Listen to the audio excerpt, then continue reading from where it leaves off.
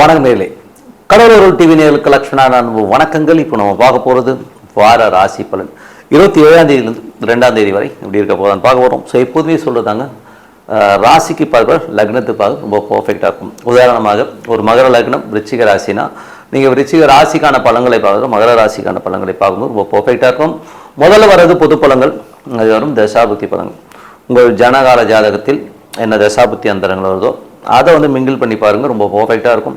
வீடியோட எண்டில் tip of the week இருக்குது, மறக்காமல் பாருங்கள். கன்னிராசி. ஸோ கன்னிராசிக்கு பார்த்தீங்கன்னா உங்களுக்கு ராசி அதிபதி புதன் 10ல் இருக்கும்போது கண்டிப்பாக வியாபாரத்தில் ஒரு நல்ல ஏற்றங்கள், நல்ல லாபங்கள் வரதுக்கான வாய்ப்பும், நீங்கள் நினைத்ததை விட ஒரு புத்திசாலித்தனமாக ஒரு பெரிய லாபங்கள் வரதுக்கான வாய்ப்பும், பெரிய ஒரு கல்வி நிறுவனம், கல்வி சார்ந்த விஷயங்கள்லாம் பெரிய வெற்றிகள் கிடைக்கிறதுக்கான வாய்ப்பு ரொம்ப நல்லாயிருக்கு. அதுக்கப்புறம் 2ஆம் அதிபதி மற்றும் 9ஆம் அதிபதி சுக்கிரன் உங்களுக்கு 12ல் இருக்கும்போது நிறைய பிரயாணங்கள் ஏற்படுறதுக்கான வாய்ப்புகள், குடும்பம், பணம் சம்பந்தமான விஷயம் கொஞ்சம் அலைச்சல்கள் ஜாஸ்தியாக இருக்கும். உங்களுக்கு 3 8ஆம் அதிபதியான செவ்வாய் 9ல் இருக்கும்போது கொஞ்சம் தந்தை சார்ந்த உறவுகள்கிட்ட கொஞ்சம் கவனமாக பேசுங்க. அப்போ வெளிநாட்டில் இருக்கணும் இந்த தஸ்தாவேஜுகள், டாக்குமெண்ட்ஸ்லாம் கொஞ்சம் இப்போ கேர்ஃபுல்லாக வச்சுக்கிறது ரொம்ப ரொம்ப நல்லது. அதுக்கப்புறம் பார்க்கும்போது உங்களுக்கு 4 7ஆம் அதிபதியான குரு இப்போ 11ல் இருக்கும்போது புதிய சொத்துக்கள் வாங்கிறதுக்கான வாய்ப்புகள் இருந்தாலும் தந்தை சார்ந்த விஷயம், அம்மா சார்ந்த விஷயம், தாயார் சம்மந்தமான விஷயம் கொஞ்சம் கேர்ஃபுல்லாக இருக்கணும். நிலபலங்கள் அமையும், பட் இருந்தாலும் கொஞ்சம் கவனமாக பேப்பர்ஸ்லாம் கொஞ்சம் பார்த்து வாங்குறது ரொம்ப ரொம்ப நல்லது. மற்றபடி சுப நிகழ்ச்சிகள் நடக்கிறதுக்கான வாய்ப்புகள் எல்லாமே ரொம்ப அற்புதமாக இருக்குங்க. அதுக்கப்புறம் பார்க்கும்போது உங்களுடைய 9ஆம் அதிபதி, ஸோ 9ஆம் அதிபதியான சுக்கிரன் பார்த்தீங்கன்னா 12ல் இருக்கும்போது கொஞ்சம் அலைச்சல்கள், பிரயாணங்கள் நிறைய போகிற மாதிரி ஃபீலை கண்டிப்பாக கொடுக்குங்க. ஸோ உங்களுடைய 10ஆம் அதிபதியான புதன் சிறப்பாக அதுவும் குருடைய சாரத்தில் போகும்போது தொழில் ரீதியான விஷயங்களும் ஒரு பெரிய லாபங்களும் பெரிய ஒரு முன்னேற்றமும் கொடுக்கறதுக்கான வாய்ப்புமே ரொம்ப நல்லா இருக்குங்க. உங்களுடைய 11ஆம் அதிபதியான சந்திரன் நல்ல ஒரு விஷயங்கள், நல்ல லாபங்கள், நிலவுலன்கள், குழந்தைகள், வேலை சம்மந்தமான விஷயம், சந்தோஷங்களை கொடுக்கறதுக்கான எல்லாமே ரொம்ப நல்லாயிருக்கு. 12ஆம் அதிபதியான சூரியன் இப்போ 11லும் மறைமுக வருமானங்களை கொடுத்துரும். ஸோ ஏதாச்சும் வராதுங்கிற ஒரு வருமானம் திடீர்னு வர்றதுக்கான எல்லாமே ரொம்ப நல்லாயிருக்கு. ஸோ இதுவரை பார்த்து பொது பலன்கள். இப்போது தசாபக்தி பலன். கன்னி லக்னமாக சூரியன் தசாபக்தி. சூரியன் 11ல் இருக்குங்க. ஸோ 12ஆம் அதிபதி 11ல் இருக்கும்போது மறைமுக லாபங்களையும் கொஞ்சம் வெளியூர் வெளிநாட்டில் இருக்கவங்க பெரிய லாபங்களை கொடுக்கறதுக்கான ரொம்ப நல்லாயிருக்கு. கன்னி லக்னமாக சந்திர தேசாபதி. சந்திரன் வீடுகள், சொத்துக்கள், குழந்தைகள், வேலை சம்பந்தமான விஷயம், நல்ல லாபங்கள், நல்ல ஏற்றங்கள் வரதுக்கான வாய்ப்புகள் ரொம்ப நல்லாயிருக்கு. கன்னி லக்னமாக செவ்வாய் தேசாபதி. 3 8ஆம் அதிபதி செவ்வாய் இப்போ 9ல் இருக்கும்போது தந்தை சார்ந்த உறவுகள், வெளிநாட்டில் இருக்கும்போது அந்த டாக்குமெண்ட், தஸ்தாவேஜுகள் எல்லாமே கொஞ்சம் ஜாக்கிரதையாக வச்சுக்கிறது ரொம்ப ரொம்ப நல்லது. கன்னி லக்னமாக ராகு தேசம். ராகு 6ல் இருக்கும்போது பெரிய வெற்றிகள், எதிரிகளை தகத்தெறிஞ்சு பெரிய வெற்றிகள் பெறுவதற்கான ரொம்ப நல்லாயிருக்கு. கன்னி லக்னமாக குரு தேசாபதினும். குரு 4 7ஆம் அதிபதி இப்போ 11ல் இருக்கும்போது பூமி சம்பந்தமான விஷயங்கள், தாயார் சம்பந்தமான விஷயம் கொஞ்சம் கேர்ஃபுல்லாக இருந்துக்கிறது ரொம்ப ரொம்ப நல்லது. மற்றபடி பார்த்திங்கன்னா வியாபார ரீதியான விஷயம், பெரிய லாபங்கள், பெரிய வெற்றிகள், புதிய கூட்டாளிகள், சுப நிகழ்ச்சி சம்பந்தமான விஷயம் லாபகரமாக நடக்கிறதுக்கான வாய்ப்புலாம் ரொம்ப நல்லாயிருக்கு. குலதெய்வ வழிபாடால் ஒரு பெரிய சக்ஸஸ் நடக்கிறதுக்கான வாய்ப்புலாமே ரொம்ப நல்லாயிருக்கு.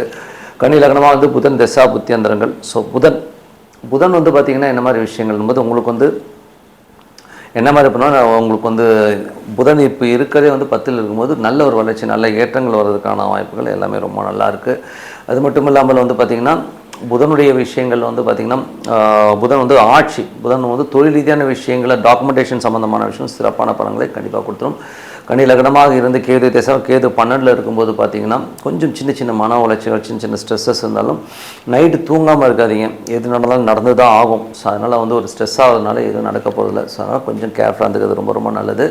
கன்னி லக்னமாக இருந்து சுக்கிர தசா புத்தியந்திரங்கள். சுக்கிரன் பார்த்திங்கன்னா உங்களுக்கு இப்போ 12ல் இருக்கும்போது நிறைய அலைச்சல்கள், நிறைய பிரயாணங்கள், குடும்பத்துக்காகவும் வருமானத்துக்காகவும் கொஞ்சம் அலைச்சல்கள் ஜாஸ்தியாக இருக்கிற ஃபீலிங் கண்டிப்பாக ஏற்படுத்துங்க.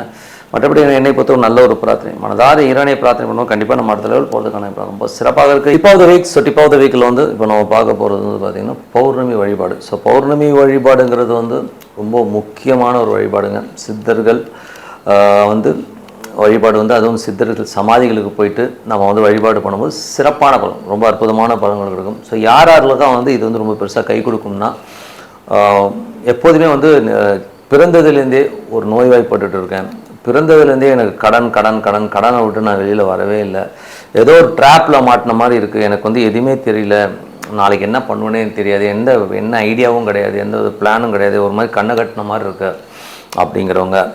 ஸோ இந்த மாதிரி ஆட்கள், கடன் தீராதவர்கள், ஸோ இவங்களுக்கெல்லாம் பௌர்ணமி அன்று ஒரு சித்த சமாதிகளுக்கு சென்று போய் வழிபாடு பண்ணுறது ரொம்ப சிறப்பான பலன்களை கொடுக்கும். அதுவும் பார்த்திங்கன்னா உங்கள் ஜாதகத்தில் குரு கேது ஒரே கட்டத்தில் இருக்குது, இல்லை குரு கேது பார்வை இருக்கிறது, குரு கேது நட்சத்திரம், கேது குரு நட்சத்திரத்தில் இருக்குது. ஸோ இந்த மாதிரி ஒரு காம்பினேஷனில் உங்கள் ஜாதகத்தில் இருந்ததுன்னா கண்டிப்பாக வந்து நீங்கள் வந்து சித்த சமாதிகளுக்கு போனீங்கன்னா நல்ல கிளாரிட்டி, நம்ம அடுத்த கட்டத்துக்கு மூவாகிறதுக்கான வாய்ப்பு எல்லாமே ரொம்ப நல்லாயிருக்கு. ஸோ அதனால் வந்து அதை வந்து மிஸ் பண்ணாமல் அந்த ப்ரேயர் வந்து கண்டினியூ பண்ணுங்கள். ஸோ அது வந்து பௌர்ணமிக்கு வந்து ரொம்ப முக்கியம். அது மட்டும் இல்லாமல் அது வந்து ஈவினிங்கில் வந்து சித்த சமாதிகள் வந்து பார்த்திங்கன்னா ஒரு 7-8 மணிக்கு போனீங்கன்னா போதும். ஸோ 8 மணிக்கு போய்ட்டு ப்ரேயர் பண்ணிட்டு அங்கே ஒரு 1/2 மணி நேரம் இருந்தீங்கனாலே அந்த வைப்ரேஷனில் நம்ம இருக்கணும். ஸோ அது வந்து ரொம்ப அற்புதமாக அது சித்த சமாதியாக இருக்கணுங்கிறது தான் முக்கியமான விஷயம். நீங்கள் போய் பாருங்கள் பௌர்ணமி அன்னைக்கு. எனக்கு தெரிஞ்ச ஒருத்தர் வந்து பார்த்திங்கன்னா ரொம்ப கஷ்டத்தில் இருந்தால் அடுத்தது என்ன பண்ணுறதுன்னு தெரியாமல் சைக்கிளில் சுற்றி இந்த ஒரு ஆள், அவர் வந்து பார்த்திங்கன்னா அங்கே போய் படுத்து தூங்கிடுவார்.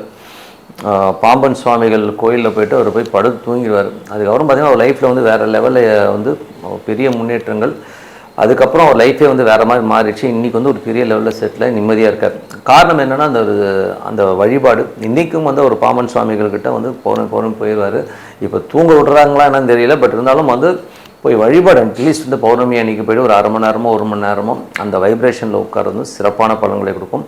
அது மட்டும் இல்லாமல் ஈவினிங்கில் வந்து நீங்கள் வந்து வீட்டில் வந்து ஒரு சின்ன வெள்ளி டம்ளர், முடிஞ்சதுன்னா வெள்ளி டம்ளர், இல்லைன்னா ஒரு புது ஸ்டெயின்லெஸ் ஸ்டீல் டம்ளர்னாலும் ஓகே. ஸோ அந்த டம்ளர் வாங்கி அதில் வந்து கொஞ்சம் பால், பழம், குங்குமப்பூ போட்டு மனதார நீங்கள் வழிபடும் சித்தர்கள் உங்கள் குலதெய்வம், மேஜராக வந்து குலதெய்வம். ஸோ குலதெய்வம் அங்கே இருக்கிறதா நினச்சி வழிபாடு பண்ணிட்டு வாங்க. கண்டிப்பாக உங்களுக்கு வந்து அடுத்த கட்டத்துக்கு வந்து நிறைய மாற்றங்கள். இது கண்டினியூவாக பண்ணும்போது எல்லாருமே வந்து உடனடி நிவாரணி அப்படிங்கிற லெவலில் தான் எல்லாமே இருக்கும். அப்படிலாம் கிடையாது, இது டைம் எடுக்கும். ஸோ ஒரு மாதத்துலேயே உடனே ரிலீஃப் தெரியாது. நீ ஒரு 3 மாதம் 4 மாதம் 5 மாதம் கண்டினியூவாக பண்ணும்போது லைஃப்பில் வந்து முதல்ல வர நிம்மதி வருங்க. நம்ம வந்து அந்த ஒரு படபடப்பு, ஒரு டென்ஷன், ஸ்ட்ரெஸ்ஸஸ்லேருந்து முதல்ல வெளியில் வரும், நமக்கு ஒரு கிளாரிட்டி கிடைக்கும். ஸோ இந்த மாதிரி விஷயங்கள் ரொம்ப அமைதியான சந்தோஷமான வாழ்க்கை வாழ இது ஒரு சிறப்பான ஒரு பிரார்த்தனை. அதனால் வந்து பௌர்ணமி பிரார்த்தனை வந்து விட்டுறாதீங்க. எப்போதுமே வந்து பௌர்ணமி, இந்த வாரம் வந்து பௌர்ணமி வருது. ஸோ அந்த பௌர்ணமி அன்றைக்கி சித்த சமாதிகள் போய்ட்டு வழிபாடு பண்ணும்போது சிறப்பான பலன்களை கண்டிப்பாக வரும்னு சொல்லிட்டு உங்களிடம் விடைபெறுவது உங்கள் லக்ஷ்மினா. நன்றி, வணக்கம். கடவுள் அருள் டிவியை பார்த்தமைக்க நன்றிகள். மேலும் இது போன்ற தகவல்களை தெரிந்து கொள்ள கடவுள் அருள் டிவியை சப்ஸ்கிரைப் செய்யுங்கள். மறக்காமல் பெல் ஐக்கானை கிளிக் செய்யுங்கள்.